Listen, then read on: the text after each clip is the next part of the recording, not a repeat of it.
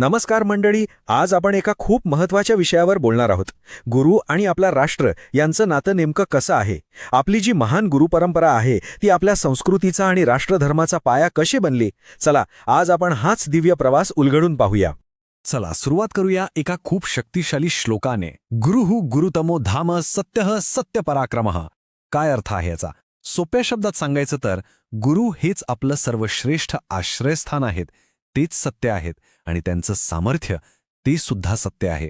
खरं तर या एकाच ओळीत गुरुतत्वाचं सगळं सार समावलेलं आहे. याच श्रद्धेने आपण पुढे जाऊया. अच्छा, तर गुरु हा शब्द आपण नेहमी ऐकतो, पण याचा नेमका अर्थ काय आहे? बघा, अगदी सोपा आहे.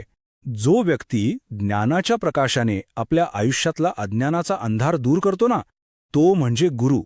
आणि शास्त्र तर काय सांगतो माहितीये की गुरूंच्या कृपाप्रसादापेक्षा श्रेष्ठ आणि बलवान असं या जगात दुसरं काहीही नाही.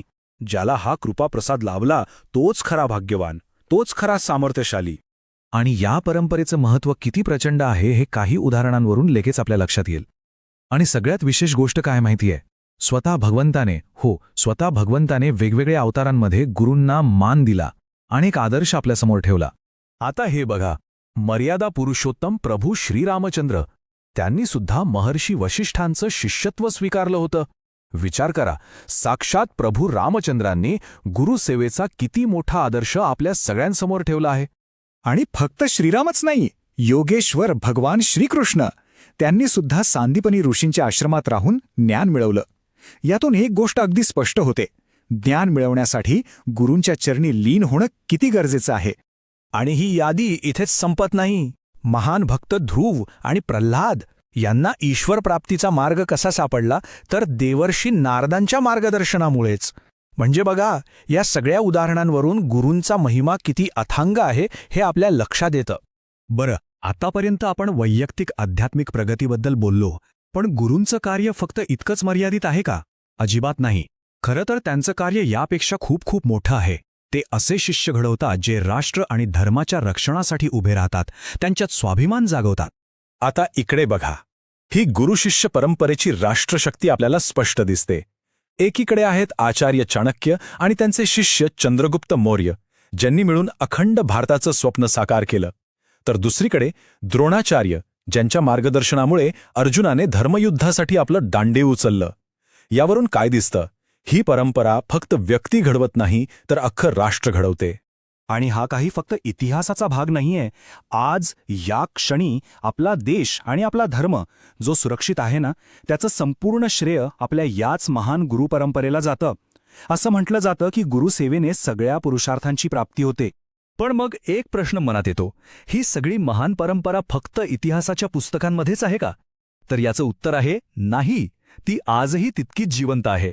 चला तर मग इतिहासातून थेट वर्तमानात येऊया आणि बघूया की आजच्या काळात ही गुरुपरंपरा एका सोहळ्याच्या रूपात कशी जपली जातीये. हे जे दृश्य आहे ना, ते गंगाखेडमधलं आहे, संत श्री साधू महाराज संस्थानातील. इथे नुकताच वैकुंठवासी प्रल्हाद महाराज कंधारकर यांच्या पुण्यतिथीनिमित्त समाराधना सोहळा पार पडला. किती भक्तिमय वातावरण आहे बघा. हे चित्र म्हणजे त्या जिवंत परंपरेचा थेट पुरावा आहे. आता या सोहळ्याबद्दल थोडं सांगतो. इथे ह.भ.प. जयेश शास्त्री पेडगावकर यांचे एक रसाळ प्रवचन झालं. आणि विषय काय होता माहितीये? देव, देश आणि धर्मासाठी सद्गुरूंची सेवा ही काळाची गरज कशी आहे. किती समर्पक विषय आहे. या कार्यक्रमाला मोठमोठे विद्वान, संत, महंत आणि खूप मोठ्या संख्येने भाविक आले होते. आणि हा संपूर्ण 7 दिवसांचा सोहळा गुरुवर्य चैतन्य महाराज कंधारकर यांच्या मार्गदर्शनाखाली यशस्वीरित्या पार पडला. हीच तर आहे आपली जिवंत परंपरा. तर मग या सगळ्या चर्चेतून, या सगळ्या उदाहरणांमधून आपण काय शिकायचं? या परंपरेच्या मुळाशी नेमका संदेश कोणता आहे? चला आता ते समजून घेऊया. आपल्या प्रत्येकाच्या मनात एक प्रश्न येतो की जीवनात जर आपल्याला संस्कृती, संस्कार आणि खरं ज्ञान यांची शिदोरी हवी असेल तर त्यासाठी मार्ग कोणता? काय करावं लागेल? आणि याचं उत्तर अगदी स्वच्छ आणि स्पष्ट आहे. सद्गुरूंच्या चरणांशी लीन होणं, याशिवाय दुसरा कोणताही पर्याय नाही. हाच खरा मार्ग आहे. म्हणजे नेमकं काय करायचं? तर आपल्या मनातली कृतज्ञता काढून टाकायची आणि कृतज्ञतेच्या भावनेने गुरुसेवेत स्वतःला झोकून द्यायचं. खरं सांगायचं तर हाच मानवी जीवनाचा खरा उत्कर्ष आहे.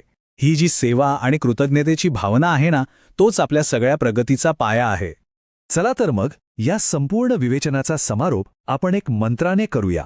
हा फक्त एक मंत्र नाहीये, हे फक्त एक वंदन नाहीये, तर आपल्या त्या महान गुरुपरंपरेबद्दलची कृतज्ञता आहे, आदर आहे, ती भावना आहे. श्री गुरुभ्यो नमः.